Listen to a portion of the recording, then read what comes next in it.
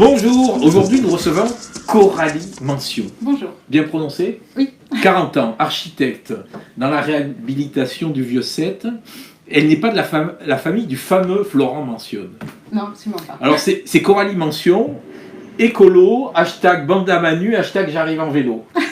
C'est ça. Voilà, co-animatrice d'Europe Écologie Les Verts Montpellier, candidate aux élections européennes en 36e position. Oui. Vous n'êtes pas élu? Non. Sinon ça se saurait. Oui. Bon, pour faire court, là je fais un peu je reviens là sur les écolos, la situation. Donc il y a une primaire qui sera ouverte mi-octobre. Le 12 octobre. Samedi 12 octobre ah ben voilà. au Dôme. Voilà, On peut tous voter. Voilà. On peut tous voter. Alors, tous les écolos. Ah mais si on n'est pas écolo, on peut pas voter. Bah, il y a un texte à signer, il faut adhérer à ces valeurs-là. Bon. Si vous êtes écolo et inscrit sur les listes électorales de Montpellier, vous pouvez venir voter. D'accord. Bon, deux listes. Donc Roumégas, le papy de la politique, avec Stéphane Lerbe et Michel Lantéric, pour faire court. Pour faire court. Et un binôme Manu Reynaud-Clotilde Ollier, avec vous-même, Christian Dupraz et Bruno Paterno. J'en oublie, mais bon. Voilà, les écolos actifs d'un côté, voilà. avec Jean-Louis Roumégas de l'autre. Donc voilà, donc vous allez faire campagne. Nous allons faire campagne, oui. Ok, donc au départ, Coralie n'était pas du tout branchée en politique, mais de gauche. Elle est engagée depuis 8 ans, c'est ça? Oui, c'est ça, j'ai pris ma carte en 2011, chez les Verts. Devenue écolo sur le tard. Oui, complètement. C'était pas un sujet qui me touchait au départ, et c'est au fur et à mesure, quand on voit le quotidien, comment les choses se passent, qu'on se dit qu'il faut absolument changer nos habitudes et les choses pour changer cette société qui va pas bien, quoi. D'accord.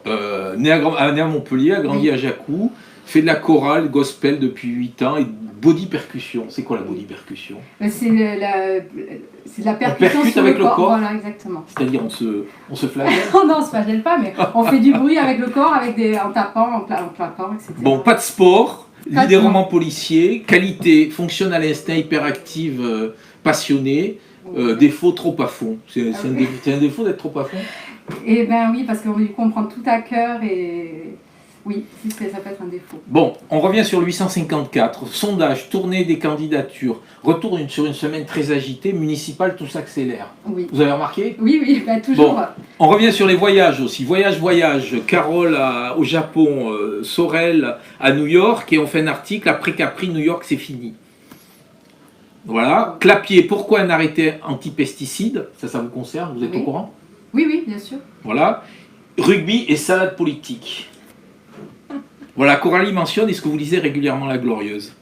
Oui, pas tous les articles, mais oui, je lis toutes les semaines en diagonale La Glorieuse. Est-ce que vous êtes capable de faire pleurer nos auditeurs comme Greta? Non, c'est pas... Non. Non, je pense qu'on peut parler d'écologie et être positif et voir les choses positivement. Mais non. Bon, la semaine dernière, vous avez vu, c'est l'entrée en campagne de Moed Altrad. Oui. Lundi, conférence de presse, mardi, Bourdin. Qu'est-ce que vous en pensez? C'est énorme. Oui, c'est bien. Il a les moyens et c'est une candidature atypique. Donc forcément, ça interroge les journalistes. Donc voilà, il a sa vision de la vie, sa vision de la ville, que je ne partage pas forcément. J'attends de voir un peu plus le programme, mais pour le moment, ce que je vois, moi, j'adhère pas. De dire que Montpellier et la banlieue de Toulouse, je ne suis pas d'accord. On n'est pas devenu une sous-ville parce que les régions ont fusionné. Moi, je ne suis pas dans l'idée de mettre en compétition les villes. Voilà, donc moi je pense qu'il faut collaborer les villes les unes avec les autres. Alors, je contextualise. Oui. Il était, début 2018, à 20%. Il part en campagne, 7%. Vous êtes aux alentours de 20-22%. Oh, attendez, le premier sondage, c'était une commande de lui-même. Hein, oui, non, mais quand même, oui. Vous étiez à 20, est-ce que quand vous allez rentrer à la campagne, vous allez prendre une claque comme ça? Mais non. Nous, non. Je vous rappelle qu'aux Européens, on a fait quand même presque 20% à Montpellier, 19,7% de mémoire. Là, c'est juste on est dans la continuité des préoccupations des Montpelliérains qui veulent de l'écologie, qui veulent absolument changer la ville. Bon, les écolos surfent à fond sur la vague climatique, là. Vous avez remarqué? Oui, mais on surfe, mais parce que c'est une préoccupation, une vraie préoccupation. Est-ce qu'une désignation malencontreuse peut casser cette dynamique? Absolument pas. les deux candidats qu'on a pour l'heure actuelle, c'est-à-dire Jean-Louis Mégas et Clotilde Ollier, sont des bons candidats les deux. Donc quel que soit le candidat, la dynamique sera lancée et à la fin de toute façon, on sera tous sur la même liste, c'est la même équipe. On a des divergences ponctuelles, mais voilà, on se complète. Voilà. Quelles sont les 3 mesures aujourd'hui qu'il faut prendre à Montpellier pour que la ville soit plus écologique? Alors, c'est très simple. Préservation de la ceinture verte autour de Montpellier, c'est-à-dire on ne construit pas en Cambas CRS et on met en place des ZAP, zones agricoles protégées, sur toute la couronne de Montpellier. Deuxième chose, on fait le développement des transports doux, le vélo. On crée 2 grands axes nord-sud, est-ouest sur Montpellier pour sécuriser les cyclistes. Et troisièmement, on lutte contre la pollution de l'air en créant quoi? Des zones à faible émission, c'est-à-dire que tous les poids lourds les plus polluants restent à l'extérieur de la ville. Ils ne peuvent pas aller au-delà de la ronde sur Montpellier. Parce que moi j'ai fait le calcul ce matin, la France c'est moins de 1% des émissions de gaz à effet de serre dans le monde. Donc si on baisse de 15%, ce sera rien du tout. Quoi. Non. L'Europe avec les États-Unis, on est au moins des plus pollueurs. Non, j'ai regardé, j'ai checké. C'est 1% la France. Peut-être 1%, mais on est loin. Vous voyez bien, il y a près de 50 000 morts par an dues à la pollution de l'air en France. Donc on ne peut pas dire qu'il n'y a pas de pollution en France, il y en a. Et donc il faut vraiment mettre en place des mesures pour lutter contre ça. Est-ce que vous croyez que c'est quelque chose de local ou de global? Les deux. Les deux sont essentiels. C'est-à-dire que 99%, les gens vont continuer à polluer et nous, on va influer sur 10%. Non, mais il y a 10% de 1%, c'est pas beaucoup. Macron, il y a 2-3 jours, là, qui dit qu'au lieu que les étudiants aillent manifester, il ferait mieux qu'ils aillent ramasser des déchets sur la plage. Mais il n'a rien compris, Oui, c'est bien d'aller ramasser des déchets sur la plage, mais c'est pas ça qu'il faut faire. C'est en amont, trier, et encore plus en amont, ne pas créer de déchets. Et ça, il n'y a qu'au niveau national qu'on peut mettre de la réglementation pour justement limiter les déchets. Après, nous, au niveau local, nous, on est là pour justement inciter le citoyen à trier les ordures. Donc, c'est à tous les échecs qu'il faut faire des choses. Bon, selon le dernier sondage, EELV est la première force politique à Montpellier. Oui. Vous êtes passé à côté ou vous l'avez vu ça?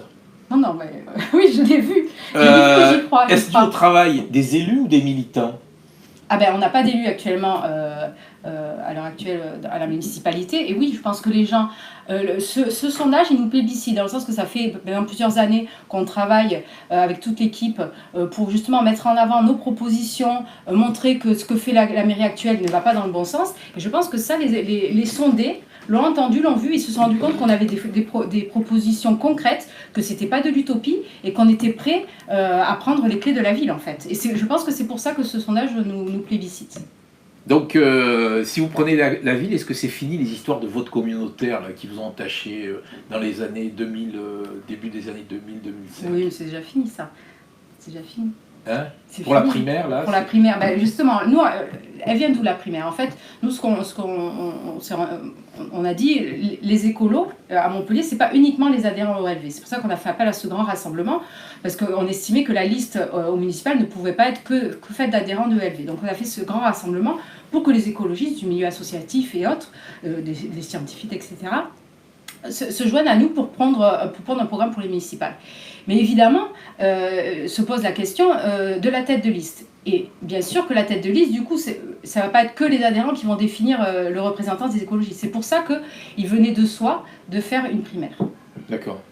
Donc pourquoi vous avez rejoint le hashtag Manu Clotilde?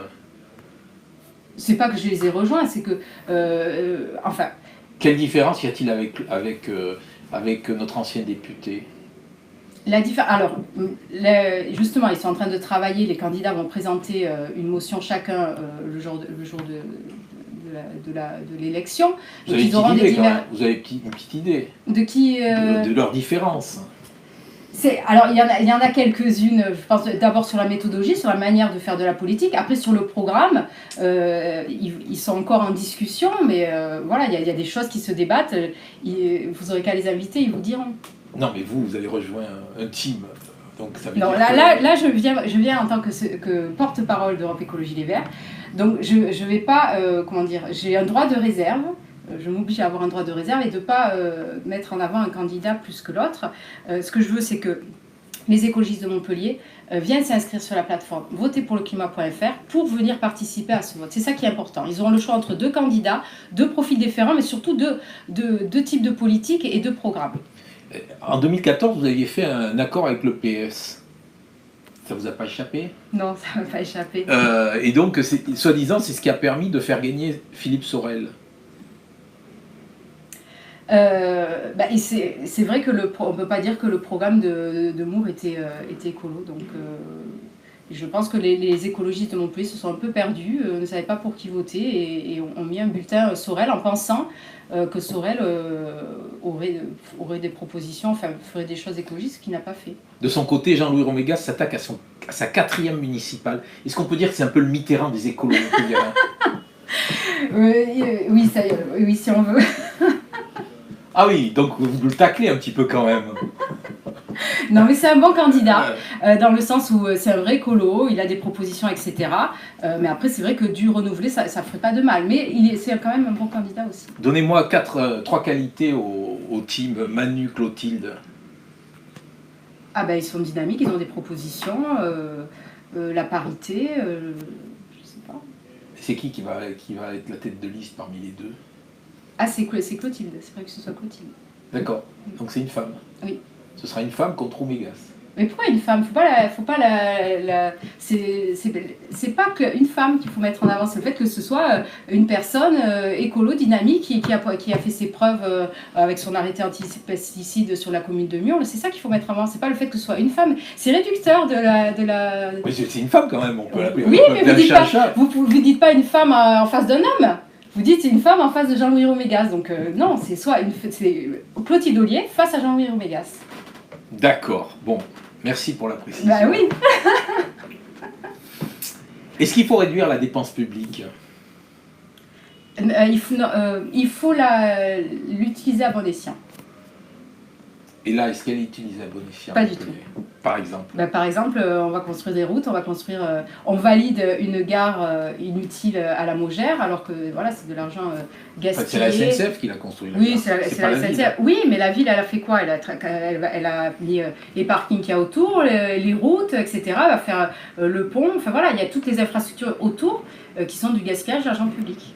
Bon, est-ce qu'il y a des nouveautés là dans le programme Clotilde, Manu?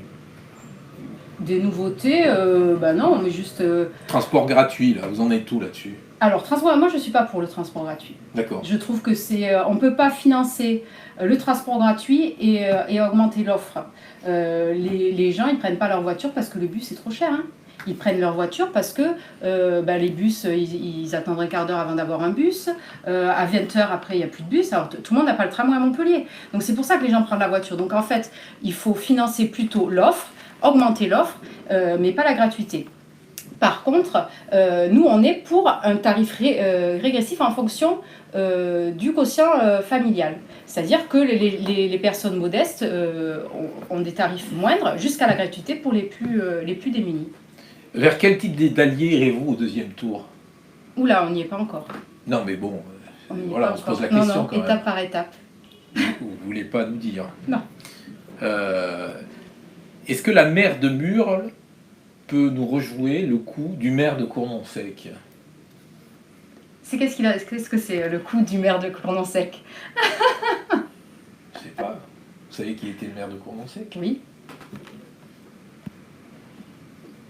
Pas, peut-être. Elle est compétente, elle sait ce que c'est que d'avoir la gestion d'une commune, donc c'est pour ça qu'elle a été désignée comme tête de liste pour les écolos actifs. Mais c'est vrai qu'aller chercher la maire d'un petit village pour la... C'est pas aller chercher la maire d'un petit village, c'est une personne qui a déménagé et est arrivée à Montpellier et a envie de continuer son investissement dans la société pour la cause écologique, c'est voilà. Est-ce que vous savez pourquoi vous êtes en haut des sondages? Pour 2 raisons. Les gens se sont rendus compte vraiment maintenant à l'heure actuelle qu'il y a vraiment un dérèglement climatique et ils se rendent compte de l'urgence.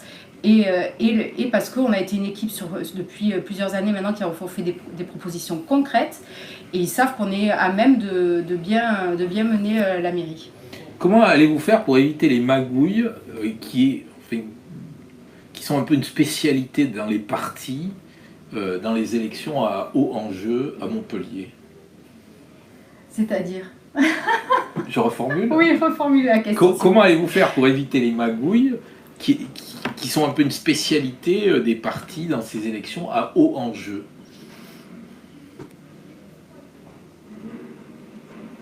Je ne sais pas. La transparence, je ne sais pas. La transparence. Bon, alors la transparence, c'est voilà. très bien. Bon, on va terminer par la question chapeau. Allez, allons-y. Tenez. Ah, je vois que c'est du papier brouillon, c'est très bien. Voilà, c'est du papier recyclé écolo. Faut-il faire de la désobéissance civile? Absolument. Voilà, parce que alors je complète désobéissance civile, parce que bon, il y a hashtag OGM, hashtag glyphosate à moins de 150 mètres, oui. Hashtag décrochons Macron. Enfin, oui. En ce moment. Je vais donner le dernier exemple très local.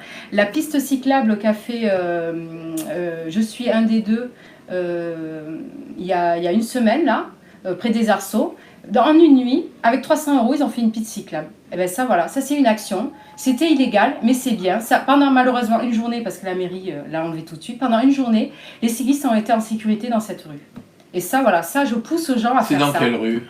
C'est la rue, vous voyez la rue perpendiculaire aux Arceaux. La rue Saint-Louis? Non, quand vous allez vers le stade Philippides, entre les Arceaux et le stade Philippides. Ok, très bien. Donc vous êtes pour la désobéissance civile? Oui. C'est un peu révolutionnaire, ça. Non, c'est essentiel, c'est primordial. Parce que actuellement, les pouvoirs publics ne font rien. Donc, ça veut dire que vous ne croyez pas à la justice?